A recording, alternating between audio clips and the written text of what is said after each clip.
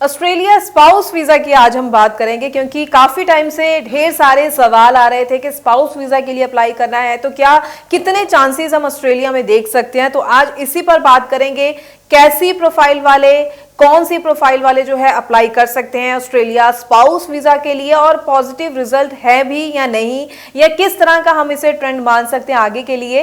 तो ध्यान से जरूर देखिए और सुनिए आज की वीडियो, ताकि ऑस्ट्रेलिया स्पाउस वीजा को लेकर आपको पूरी क्लैरिटी जरूर हो सके। स्वागत है आप सभी का, मैं हूं हरजोत कौर और ये पूरी इंफॉर्मेशन आपके साथ शेयर करेंगे स्टडीज केयर अब्रॉड चंडीगढ़ से Australia study visa expert Manpreet Singh Cheema ji हमारे साथ हैं। बहुत बहुत स्वागत है चीमा जी, नमस्कार।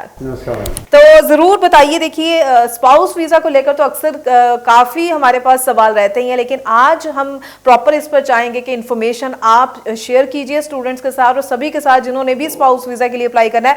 कौन एलिजिबल है स्पाउस वीजा के लिए, क्या क्या रिक्वायरमेंट्स रहती हैं और किस तरह की प्रोफाइल को हम बेस्ट सुटेबल मान सकते हैं ऑस्ट्रेलिया स्पाउस वीजा के लिए।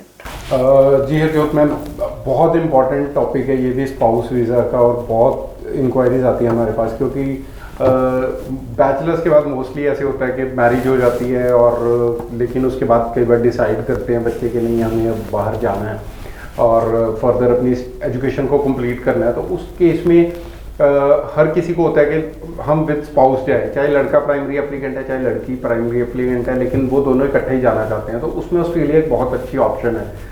द ओनली थिंग इज कि जो बेसिक रिक्वायरमेंट है स्पाउस वीज़ा की वो ये है कि दोनों इक्वली क्वालिफाइड होने चाहिए। पहली चीज़ तो ये है कि दोनों ग्रेजुएट होने चाहिए। ऐसे नहीं कि लड़की ग्रेजुएट है और लड़का +2 है, उसमें वीज़ा नहीं मिलेगा, ऑफर ही नहीं मिलेगी वीज़ा, तो चलो बात की बात है। तो दोनों एक तो इक्वली क्वालिफाइड होने चाहिए, और उसके बाद अगर वो दोनों किसी भी प्रोफेशन में है, whether they are running their business और whether they are doing job, तो उन दोनों के पास उसके वैलिड प्रूफ होने चाहिए कि वो जॉब कर रहे हैं, सैलरी अकाउंट में आ रही है, ITRs फाइल करते हो। ये बेसिक रिक्वायरमेंट है, एक तो क्वालिफिकेशन और एक उसके बाद जो एक्टिविटीज़ है आफ्टर कंप्लीटिंग देयर बैचलर्स, ये बहुत इंपॉर्टेंट है। दूसरी चीज़ कि बहुत ज़्यादा टाइम ना हुआ हो, कि 10 साल हो गए हैं एजुकेशन को कंप्लीट करे हुए, तो उसमें थोड़ा सा जस्टिफिकेशन देना मुश्किल हो जाता है कि इतने सालों बाद क्यों। तो वो मैक्सिमम यूनिवर्सिटीज़ चाहती हैं कि जो बच्चा मास्टर्स के लिए अप्लाई कर रहा है, even if they are applying with their spouse, तो वो उनकी एजुकेशन में 5-6 साल का गैप हो, उससे ज़्यादा ना हो। गैप मीन्स वो काम कर रहे हो लेकिन 5-6 साल पहले एजुकेशन कंप्लीट हुई हो। तो ये कुछ बेसिक रिक्वायरमेंट्स हैं। अब उसके बाद हम बोलते हैं कि कई बार हमें क्वेरीज आती हैं कि मैरिज होगी है और फंडिंग सारी इन लॉस दिखा रहे हैं। तो मैं ये बताऊं कि अगर लड़की प्राइमरी एप्लीकेंट है तो फिर भी उसमें यूनिवर्सिटीज़ जो इनकम है वो उनके रियल पेरेंट्स की ही 70% मांगते हैं, even if she is married.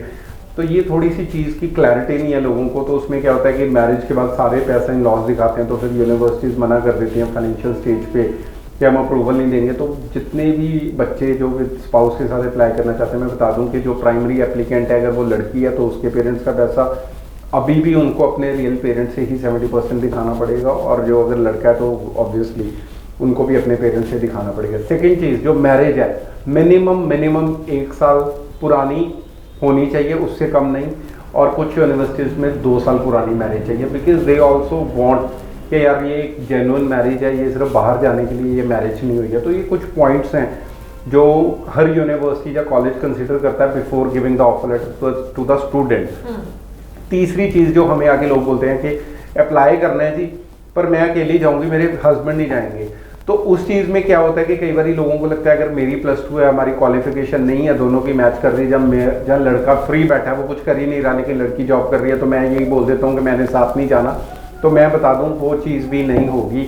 University अगर आपके हस्बैंड नहीं जा रहे साथ में स्पाउस, चाहे वो लड़की है चाहे वो लड़का है, उसकी डॉक्यूमेंटेशन भी मांगते हैं, even if you are applying as a single student. आप बोल रहे हो मैं अकेला, बिकॉज यूनिवर्सिटीज़ को पता है कि at the end of the day तो स्पाउस ने आना ही आना है इस कंट्री में, तो वो उस चीज़ में भी डॉक्यूमेंटेशन स्पाउस की मांगते हैं, even if you are not going along with the spouse.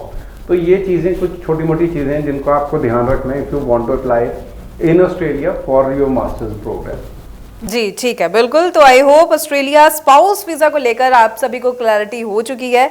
कई टाइम से हमें जो है सवाल आ रहे थे लगातार, और आज उन सभी सवालों का हमने एग्जैक्ट जवाब आप तक एक माहिर कंसल्टेंट के जरिए ही आपको पूरा उसका सही जवाब दिया है, ताकि सही प्रोसेस को फॉलो करते हुए आप आगे बढ़ सकें। कोई और भी सवाल हो आपके मन में तो जरूर जो नंबर डिस्प्ले है इस पर कॉल कीजिए, या फिर studies care abroad Chandigarh office visit कीजिए। अपने डॉक्यूमेंट जरूर लेकर आइएगा, उसके अकॉर्डिंगली ही असेसमेंट करके आपके डॉक्यूमेंट्स के उसके अकॉर्डिंगली ही आपको राइट ऑप्शंस जो है टाइमली गाइड की जा सकती हैं। बहुत बहुत थैंक्स मनप्रीत जी, ये पूरी इन्फॉर्मेशन सभी के साथ शेयर करने के लिए। आगे भी हम अपने सभी स्टूडेंट्स के लिए और इन्फॉर्मेटिव वीडियोस लेकर आते रहेंगे। फिलहाल के लिए हमें दीजिए इजाजत। Thank you so much. Thank you ma'am.